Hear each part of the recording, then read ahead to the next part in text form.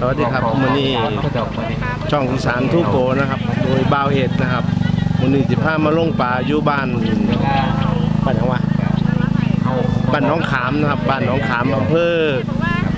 บ้านจากคีรีจังหวัดขอนแก่นเฮานี่แหละครับมื้อนี้เพิ่นลงป่านะครับเดี๋ยวให้เบิ่งบรรยากาศยามเช้าๆนะครับว่าเสี้ยนแหเสี้ยนสะดุ้งเขาเจ้าลง60 บาทมาแต่เช้าเลยครับพี่น้องนะครับเดี๋ยวให้เบิ่งบรรยากาศรอบๆเด้อพี่น้องเด้อกับราคาบุญเป๋าครับผมแค่บาทจัดผมแบบพี่น้องครับแค่บาทจัดเป็นธุรกิจกับต้องการผมเป็นงานขับเรือนักสู่บรรยากาศนะครับสู่เฮาอันพ่อแล้วก็บอกกำลังเตรียมพื้นที่อยู่นะครับกำลังเตรียมหลวงหน้าบ้านเพิ่นพื้นที่ไปยับรถให้เพิ่นในเด้อไอ้ใต้เด้อรถไฟมหาสารคามครับพักในบ้านบนละพี่น้องบรรยากาศในการลงน้องป่านะครับเบื้องแล้วครับอย่าลืมนะครับกด Subscribe นะครับกดกระดิ่งนะครับเพื่อแจ้งเตือนในคลิปต่อไปนะครับได้อีกจังน้อยนะครับอีกจังน้อยนะครับเส้นสะดุ้งก็จะได้ลงนะครับจะได้ลงป่ากันแล้วนะครับเดี๋ยวพอกันในช่วงลงป่านะครับตอนนี้กำลังเชียนแห่เชียนสะดุ้งกำลังเตรียมการนะครับพี่น้องครับอย่าลืมนะครับเด้อนะครับเป็นกำลังใจให้เราเองนะครับนะครับบรรยากาศเรื่อยๆครับ3ให้เปิดนี่ครับพี่น้องครับรางวัลครับเชียนสะดุ้งเชียนแห่กำลังเตรียมโตนะครับน้องหน่อยนะครับน้องไงบ่เอาขึ้นบัดน้องโน่เป็นเตรียมโตอยู่เป็นประสบการณ์กำลังเอาแพร่ลงน้ำนะพี่น้องเขาก็เอาปลาน้องหน่อยมาละวัดปลาตัวนี้ของน้องไงเปรียบคุณละเมาเปรียบครับแต่พี่น้องเอาน้ำเปรียบอากาศกำลังดีครับพี่น้องอากาศกำลังดีเลยนะครับบ่ฮ้อนน้องไงดินะครับบ่ฮ้อนกันเลยนะครับวันนี้เอาประกอบจากไอ้ใต้ห้องเอาเพื่อไก่เกี้ยนห้องดูผมนี่ก็จะเป็นกระเพาะบรรยากาศในการเตรียมตัวนะครับเตรียมตัวลงนะครับธรรมดาได้พี่น้องกับเพื่อห้องแบบไอ้เนี่ยยางบ้านเป็นคุณระเมาได้พี่น้องรบการรบกระไหลทานมากทานร้อนทานหนาวมันกินกันเป็นเสาพี่กินกันทานร้อนทานหนาวไม่กินกันเคยคุณระเมากินกันคนกับเป็นลูกไล่เราบนไอ้แป๊กเนืองขับนับ2นับ3ครับพี่น้องโชคมันเรื่อยรับครับดิรางวัลปลาตัวแรกกลับมาเลยครับ3 นาทีครับ3 นาทีแรกกับปลาแล้วไหม3 ตัวครับ3 ตัวตัวแรกเร็วเอามาเร็วเอา3 ตัว3 ตัวแรกตัวนึงมาดับท่านเร็วไปเอาพวกเราเอาพันใจแก่5 ขวบพวกเราพวงตามมุ่นเนี่ยไม่ได้กระจายนะพี่ให้ดังพี่อันนี้หลายกระบอกได้แล้วลูกพี่เอาที่ละดักลูกดักงัดเอาเปิดเพชรนับตั้งนานเอาปอบตับพูดต้องใส่พวกไปยังบาดผู้เปิดคุณบังเอิญเนี่ยนะเอาข้าวแข็งให้เดี๋ยว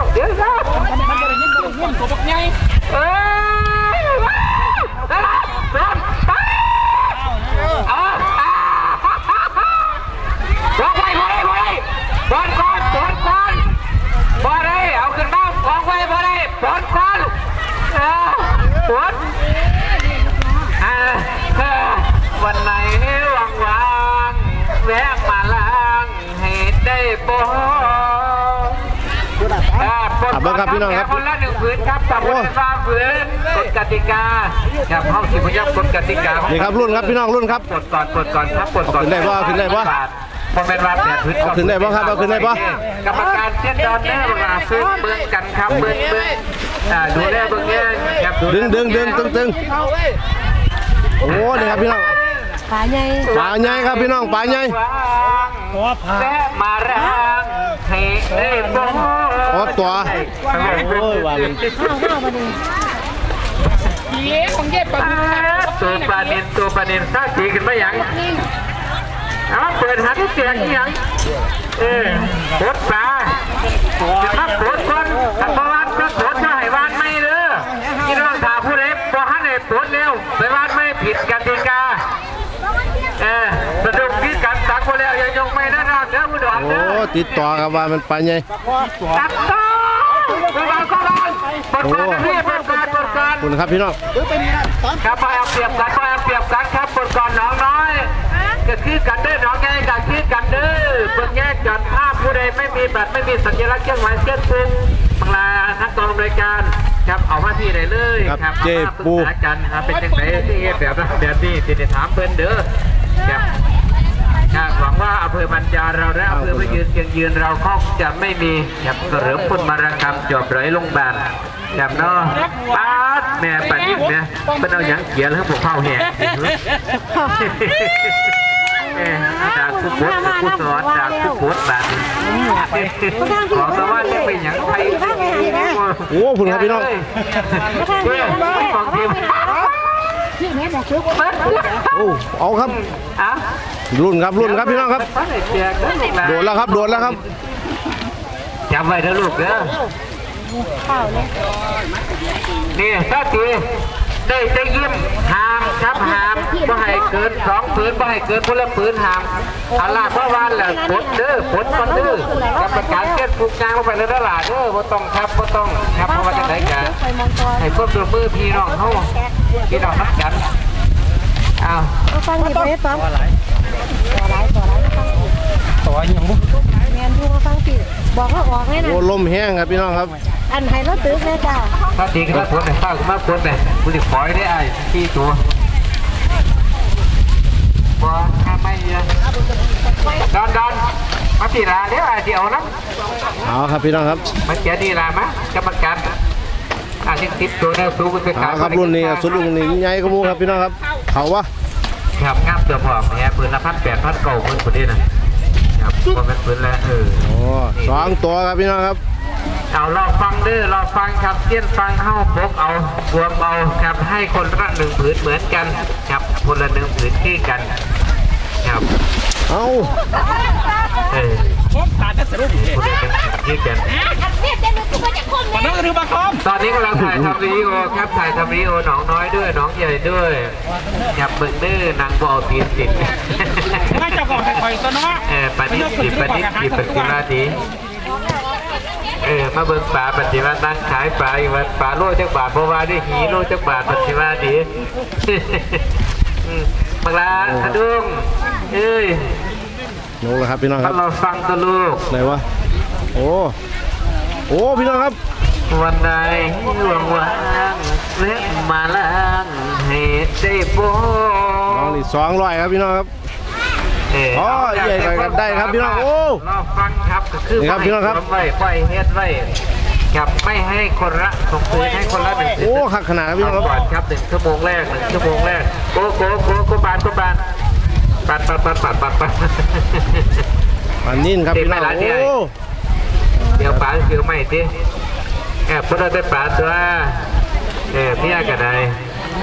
มึงตายดับเสียดับเฟืองมึงบันงมวะงัดออกก่อนปวดเหี้ยผัวเมื่อผัวยังมาหายแต่หาตะปวดตะใส่มาเลยโอ้บังลาอันนี้2 คนนี่2 บาทที่ลูกครับ2 บาทนะลูกเนาะเบิ่งได้กันได้ลูกได้หลาเด้อเบิ่งเท่ากับว่าใส่ทั้งข้าอยู่ข้าแค่ยิงของข้าหลาคอยเพื่อดับแบบบางรายกับว่ามันเห็นตัวลูกเนี่ยมันคือรับฟังหนิมามันยืนหนีมาเร็วยับหาลูกยับหาโก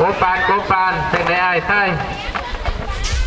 มาจากปากใต้คนปากใต้บ้านเดียวกันเพราะว่าไอ้นี่อยู่ปากใต้ไม่ได้เพราะว่าเป๋าโรงเรียนและเป๋าโรงพักไม่มีอะไรเล่นเป๋าโรงพักแค่อย่างเดียวพี่น้องรุ่นครับถ้าตีเจ้าหน้าที่บ้านเนี่ยตีตัวได้เอารุ่นใหญ่ครับเอารุ่นเลยครับพี่น้องครับบ่คนแห่งนั้นนะ1 ตัว1 ตัวครับแล้วแต่ความสามารถครับสิปกฟังให้จังได้แต่จองให้เพิ่นยังให้พลผืนอยู่ได้ใกล้ได้ครับเขาใจกติกาเป็นเนาะครับเขาใจกติกาน้องหน่อยกติกาเด้อนี่ล่ะทีมงานเปิดจบไปไหนล่ะชื่อบรรพัฒน์หาพ่อลูกว่าหลายพันธุ์เกียรติในเฮาบรรพัฒน์เอาไปแล้วเขาไม่ต้องด่าหดโสดหดเสียบเอารางวัลป่าใหญ่นะใหญ่เอารางวัลป่าใหญ่เดือดจับยางมันอันมันมาแหละมันโบราณมันมาหาแมวนะพันเอาไปจีมวยไม่แท้ลูกสาวพี่ตั้งเอาอีหลาตั้งเอาเพื่อนเป็นต้อยบอลโอ้อีหลาพี่ครับพี่น้องพูดอ่ะ ป่านนี้มันจะรุ่นนี่แล้วล่ะปลาลาจี โอ้แน่นอนครับพี่น้องครับน้องพี่ครับ เป็นไอ้สมจะนอนเรียกว่าละคือพอใส่ถุงมือนี้เห็นลายกระดาษใส่ถุงมือในตัดเดือป่านนี้ไหมนี่มันปลากล้วยตีตัวนี้แหละได้เอาครับรุ่นครับ ชาตรีตรงนี้ ซึ่งจ่อยวามสิ ก็ได้ละนายาก โอ้ได้อยู่ครับตัวหนึ่งครับพี่น้อง แจกได้กูซะน้อยน่ะเพราะแต่ว่าธรรมดาละ เด็กให้กระมานนะครับ เก็บไม่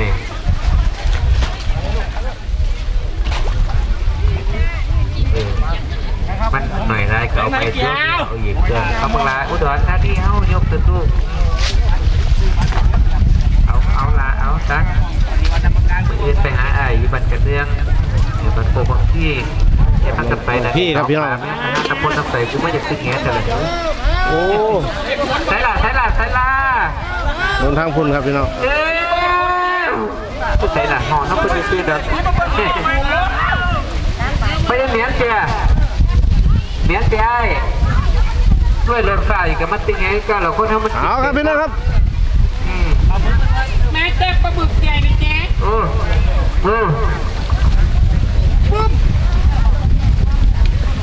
้เดียว ถ้าตีนี่เราเต้ก็ได้ คลิปนี้เอาเงาๆเลยครับพี่น้องครับคลิปนี้นะ คิดถึงพี่หน่อยน้องก็ที่จะจังเอาไปละไอ้ยังบ่มีผู้ใดเอาปลาบึกขึ้นเลยครับพี่น้องครับจัดโถข้าวแห้งนี่แหละโถข้าวแห้งกินละหันมาได้วางลงไปหาขวดตับปัญญากางไม่ป่าอยู่นี่เดียโอ้ยว้าไปแล้วครับทีไปแล้วครับทีเอาขึ้นมาละไอ้ปลาบึกปั่นกันนะเฮาด้วยบอกงก็เป็นอย่างเดียวดึงขึ้นมาเนี่ยเอาเป้พวกเขาเด้งใช่เปิดร้านแหออกโทรทัศน์ต้อง7บางร้านถึงเตรียมปุ๊กด่างนะลูกกันได้อากินมึงดิ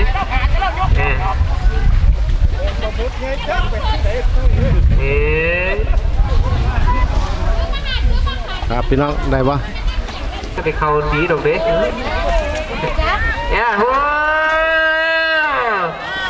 ไอ้ว่าใส่หมวกกันน็อกเขาจะแก่ทีละมารยาทก็ดีแต่มึงแหมตัวหัวด้านหาตำบลตำใส่มึงว่ามันใส่หมวกเจ้าของลูกอิฐพี่น้องอย่าไปยิดแดงยิดบานเด้อยิดกอครับกอโบดกอบันกอสลากอบานครับนี้ติดต่อได้เลยครับเจ้าของลูกอิฐกับอำเภอโกสุมที่จังหวัดมหาสารคามผลบัตรปูทองกับเพิ่นเจ้าของลูกอิฐผีตะแกนางเอ็ดเปลี่ยนนางทับนี้อยู่สิ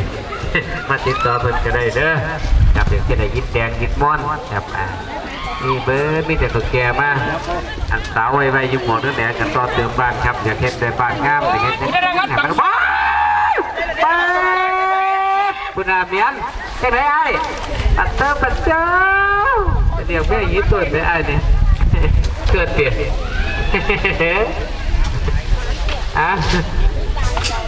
ปุดเอาเสร็จชัดดีเขาขอพูดเลย8 ตัวด้วยเจ้าภาพเหมือนมีผู้ที่เป็นขายก็ได้การหนักมั้งครับพี่น้องครับใจเย็นครับใจเย็นคนละ1 ผืนบ่ให้ลงเปิดบ่ให้ลงหลากผู้ใดมีหลากมีอย่างลง2 คนต่อหมื่นต่อแพรไม่ได้ครับอันนี้บางลาพัสดุ2 บาทเพื่อกับว่านไปหนาแพรหนามันนี่ดอกจะให้เกียรติให้อยู่ครับ2 คนก็ได้แต่คนละ1 ผืนครับอีก2 ชั่วโมงต่อไปแล้วจะปล่อยผีอีก2 ชั่วโมงต่อไปเด้อสิปล่อยผีเด้อช่วงนี้มาข้อไอ้ทีมขึ้นน้ำมันเนียนไว้ต่อสันติบางในพอถุงปุ๋ยผุนหรือบ่เฝ้าแหงตะเกียบยังหลังเราเก็บเงี้ยเราเบิ่งเดือดหลุดเลยเบิ่งอะไรแล้วตำรวจตำเลือดเบิ่งเดือดหลุดดื้อเป็นหน่อยฟังเพลงทีดอกเป็นหน่อยฟังปัดเขาหาปลาก่อนพวกก็เปิดเพลงเขาลงหาปลาอยู่สำหรับพวกนี้ครับบัตรกระเดืองครับกระดูกตัดโต๊ะเข้าครับนี่ละครับเอามาทีระบาดนี้เย้ยเฮ้ยจังไม่เป็นเงี้ยได้คุณนะเอาปลดก่อนเด้อนักกีฬาเด้อเย้ของถนนตันดอกปลาที่ การ นี่แหละพูดที่ได้เฮ็ดกล้าเฮ็ดไม่เฮ็ดไรเป็นละเขาดงมันก็ได้ไม่งามเพิ่นละ ก็ได้คือเจ้าของเนี่ย เออเออเออเออครับเพียงัดตั้งงัดไว้เด้อลูกเด้อกอดไว้ลูกกอดไว้เออกอดไว้ลูก เอาลูกครับพี่น้องโอ้มาแล้วครับพี่น้อง แก้ไว้เออ มาแล้ว จิ้มกับพ่อไอ้จิ้มไปเลย น้อยตัวเดียว ครับทำกัน โอ้ ก็พอครับราคาเท่ากันหมด ท่าพี่นะครับโอ้บัตร200ครับพี่น้องค ครับ นละ1ผืนก่อนพี่น้องคนละ1ผืนก่อนเด้อกำลังขายกติกาเด้อครับเพราะว่าพี่เกิดเพิ่น สะดุ ค ด รับ ดอกจะลบไปเดี๋ยวก็เฮา ฮะว่า เบิกของเราเองน้ำเนง ทำให้ทั้งพยายาม ครับ บ้าน เบิกของเขาเองครับเพราะว่าอันตรายจับอันตรายกับผมในญาติแต่ฟ้าเดียบกับคนห้องคนทุกฟ้าเดียบผมสาบานเวลาจัดฟ้าแม่ยัง เอาครับรุ่นครับพี่น้องครับ คำแพงลง เป็นจังได เร็วไอ้กูวานไห้บ่ โอ้ป่านนี้น้อยครับพี่น้อง เร็วรถติด โอ้ย รถประมาณเจ็ดเร็ว กันละตัก เกียร์แบบไปเกียร์นี่ไม่กระยาปลาหลานไม่ยังนั่นปลาเตี้ยปลาหอยกูตื่นไปหอดแท้สวมผุนบีไฟลงจากเกียร์มั้งน้ำปลาหมึกพูดได้ ลงไปแม่เมื่อวานจะพี่เตี้ยคือเจ้าสิมาอยู่เรื่อยไปนี่เราต้องลากโมนีลากไม่ใช่หนีเมาครับขอบคุณหลายไอ้เกียร์นองคักๆเลยนั่นเด็กเมาเห็นตาอยากไม่ปวดแหงจะได้ไม่อยากอะไรเบียนป้าไอ้นั่นมาจากบอกให้พญานาคพระทีมนายทีมหลังเกียร์นะแม่น้องเปิดโคตรปานทำอะไรผืนเดียวนะโคตรปานเอารถได้บังเข้าแหงบางอย่างกับมีผุดเบิ้งเมียเพิ่นผุดทีมใส่หัวผัวได้ไหมเนาะจกละจก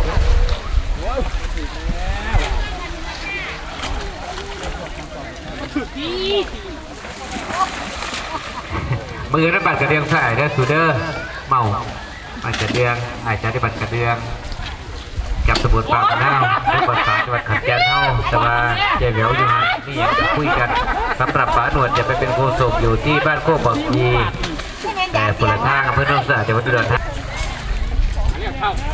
นี่แหละบ้านดอนมีผู้ใดไรให้บ่ทั้งผลลูกรอฟังอ่ะเจ๊เอิญเอาคนในหลาเด้อไปแย่ขึ้นหอดจ้าใจเด้ออ่านไปแย่ให้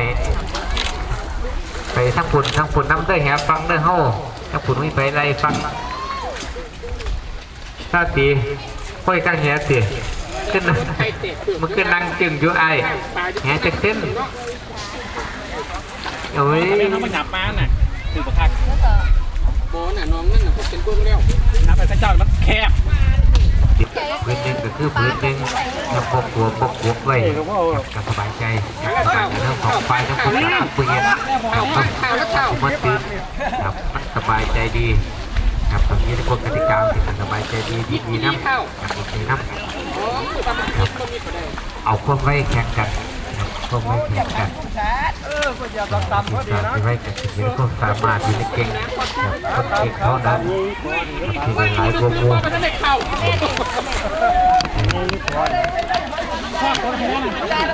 จะยังแบบนี้ได้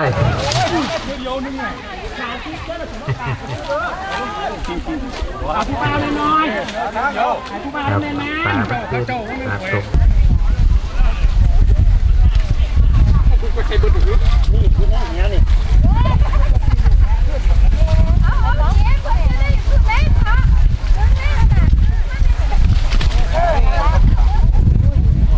สมมาได้40 บาทลงมันเงินเก็บเป็นตาดาวไหม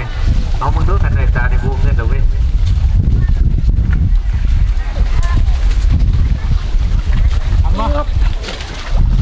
ทำหัว ตัวเอ้ยไหนหลายตัวมาจากภาคใต้ได้ไอ้น่ะธรรมดาได้หนู แต่เบิดอะไร นี่แหละเมาเงินบ่พยายามเสือตัดกำลังมึงไว้อย่าได้ปะ เปลี่ยนติดแล้ว พ่อ12ตอบลงมา เรียกเขาแต่ใหม่ตัวน้สูงที่ปลายกับพี่ใหม่เกินคุณอ่ะให้จ่าสมให้นังสมป่าไม่กินเบิกน้ำสาสูงกีฬาได้ปลาใหญ่ตัวชักตัวใหญ่เด้อเข้ามา เอาครับยกครับพี่น้องรุ่นครับ อัดแผ่นกำแพงทั้งรวมจะเดินเดือดรวมตัวกำแพงบุฟเฟ่ต์เมาเป็นไหนน้องตอนนี้ไม่เคยวันจากวันหน่อยนะท่าตีเนี่ยกวนไปจังหวัดนะเดี๋ยวไปคุ้มกระดกใกล้ปากเอาตั้ง ปลามันให้สูงละน้ำจีตัวดอกเอาไปกินแล้ว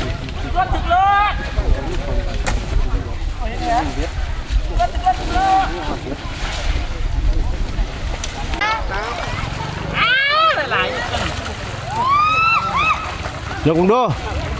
คุณอ่ะโอ้พี่น้องครับ เดี๋ยวหัวอีกบ่ค่ะ นี่แหละนี่ใส่กระสับใส่จังหวัดนี่แหละใส่ถุงจังหวัดนั่นแหละต้องเป็นนางด้วยเป็นนางตีทาถุงนี่ก็ป้าเผื่อความตายกลัวตัวเป็นดีเป็นสินไหลเอาเราดิพ่อหามดอกเบี้ยพ่อหามดอกปดเอาเด้อปดเอาเสียงเข้าไปมาเอาทักษะดีกว่ากูไม่ได้บัตรกับของขาดด้วยทั้งหมดขากระยำมันดอกนั่นกูมาแล้วตุนรอพี่ไปจ้ามาถึงเพลง